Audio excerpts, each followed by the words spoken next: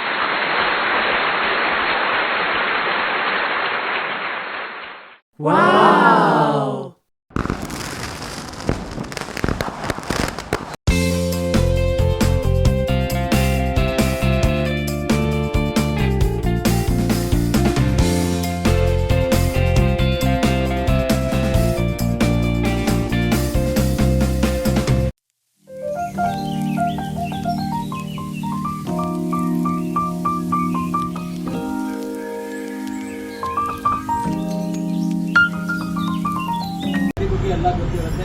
ಆದರೆ ಇದು BS6 ಇರೋದ್ರಿಂದ ಕೆಲವೊಂದು ಬೇಸಿಕ್ ಇನ್ಫಾರ್ಮೇಷನ್ಗಳನ್ನ ಹೇಳ್ತೀನಿ. ಅದನ್ನು ಜ್ಞಾಪಕ ಇಟ್ಕೊಂಡು ಗಾಡಿಯಲ್ಲಿ ಕೆಲವೊಂದು ಪ್ರಾಬ್ಲಮ್ಗಳನ್ನ ಅವಾಯ್ಡ್ ಮಾಡ್ಬೋದು.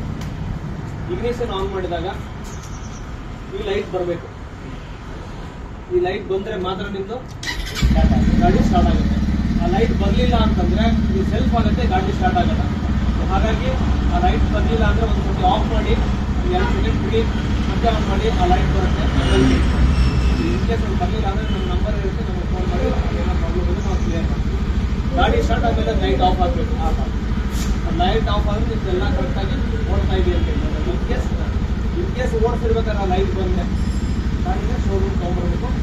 ಯಾವುದೇ ಕಾರಣಕ್ಕೂ ಲೋಕಲ್ ಗ್ಯಾರೇಜ್, ಲೋಕಲ್ ಮೆಕ್ಯಾನಿಕ್, ನಮ್ಮ ಫ್ರೆಂಡ್ ಇದ್ದಾನೆ, ನಮ್ಮ ಅಣ್ಣ ಇದ್ದಾರೆ, ಇವ್ರು ಇದ್ದಾರೆ, ಅವ್ರು ಇದ್ದಾರೆ, ಅವ್ರಿಗೆ ಯಾರಿಗೂ ತೋರಿಸಂಗಿಲ್ಲ. ತೋರಿಸಿದ್ರೆ ಗ್ಯಾರಂಟಿ ನಿಮ್ಮದು ನಮ್ದು ಜವಾಬ್ದಾರಿ ನಿಮ್ಮದು ನಮ್ದು. ಆಮೇಲೆ ಏನಾಯಿತು ಯಾವುದು ನಿಮ್ಮ ವಾರಂಟಿ ಬರೋಲ್ಲ. ನಿಮ್ಮ ಗಾಡಿಗೆ 5 ವರ್ಷ 75,000 ಕಿಲೋಮೀಟರ್ವರೆಗೂ ವಾರಂಟಿ ಇರುತ್ತೆ.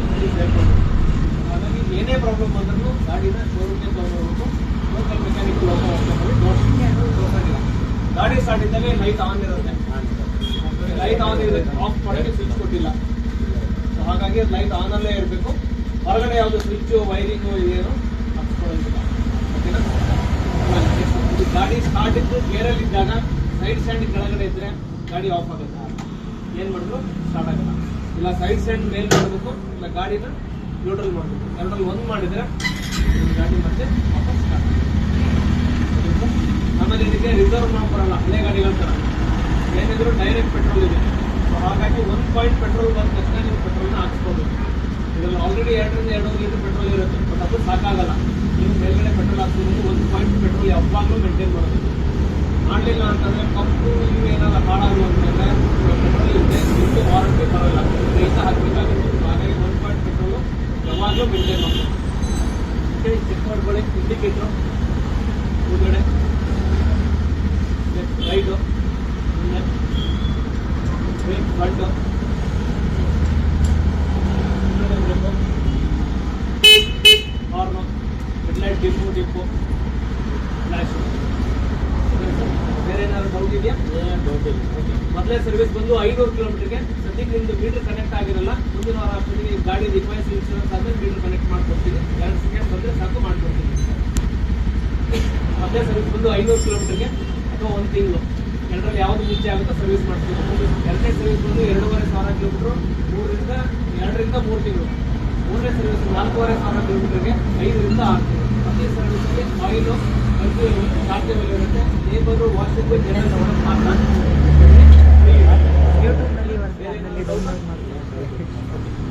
ಈಗ ಇದು ಗಾಡಿ ಬಗ್ಗೆ ಎಕ್ಸ್ಪ್ಲೇನ್ ಮಾಡಾಯ್ತು. ಈಗ ನಿಮ್ಮ ಫೀಡ್ಬ್ಯಾಕು, ನೀವು ನಿಮಗೆ ಶೋರೂಮ್ ಹೇಗೆ ಅನಿಸ್ತು, ಇಲ್ಲಿ ಮಾತಾಡೋ ಜನ ಹೇಗೆ ಅನಿಸ್ತು, ನಿಮ್ಮ ಎಕ್ಸ್ಪೀರಿಯನ್ಸ್ ಏನು ಅಂತ ಹೇಳ್ಬೇಕು. ನೀವು ಗಾಡಿ ಯಾವ್ದು ನೋಡೋಕೆ ಬಂದಿದ್ರಿ, ಅದೇ ಗಾಡಿ ನೀವು ತಗೊಂಡ್ರ?